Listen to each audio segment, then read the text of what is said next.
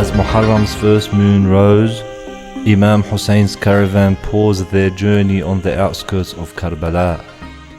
Tents were pitched for the night. Imam Hussein and his sister Zainab stood in quiet conversation outside his tent. Under the shared gaze of the siblings, the moon of Muharram started its course. Hussein's eyes welled up and tears trickled down his face. Zainab, alarmed, turned to her brother. "My dear brother Hussein, why do your eyes carry such sorrow?" she asked. "Dearest Zainab, I beseech you, pray for me," Hussein implored. "Pray that I fulfill my promise to Allah. Pray that I succeed in my mission and in my goal of safeguarding Islam. Pray that I do not lose strength when it's time to lay down my life for our faith."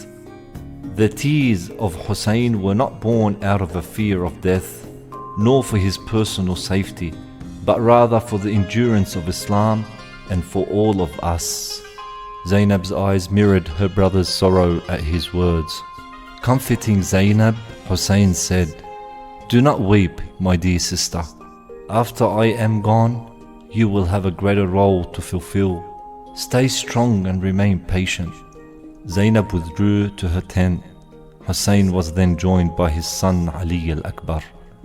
"Ali, last night I had a dream, my son," Hussein shared. "I saw a crowd journeying towards their end, falling one by one. Father, I understand who these people are. They are us," Ali al-Akbar acknowledged. "But are we not on the right path, father?" Hussein replied, "Yes, Ali al-Akbar, yes, we are indeed on the righteous path," as he calmly reassured him. Ali was happy to hear his father's response and said, "So we should not be anxious, should we, father? Because if our path is righteous, let's meet our end with grace. Let's carry on our journey, welcoming our fate with a smile." "You make me proud, my son Akbar," Hussein declared. On the second day of Muharram, Hussein's caravan found its way to Karbala, a place already teeming with Yazid's soldiers. Imam Hussein gave the command to pitch the tents by the river, a decision made due to the harsh heat of Karbala and the essential need for water. Abbas, Hussein's loyal brother, began to set up the camp near the river's edge, only to be halted by Yazid's men.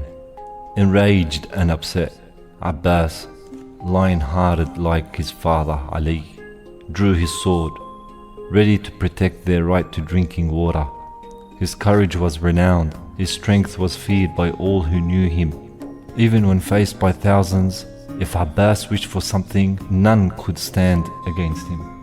But before the situation escalated, Hussein intervened. Understanding his brother's bravery and might, he called out, "Abbas, my brother, put your sword down. We have not come here to fight. Calm down, my brother. Let's move our tents elsewhere." Respectful of his brother's command, Abbas conceded, instructing his men to pitch the tents away from the river. And so passed the second day of Muharram, with the heated situation in Karbala evolving as days turned into nights. Yazid's forces grew, reaching nearly 20,000 men, encircling Hussein's encampment. An overwhelming force to combat a meager 72 men. Yet, Yazid's commanders were uneasy, for Hussein's men were no ordinary men. They were brave, faithful, and unafraid of death. Recognizing this, Yazid's soldiers devised a cruel strategy. On the 7th day of Muharram, they cut off the water supply to Hussein's camp, leaving the many women and children to suffer of thirst and hunger.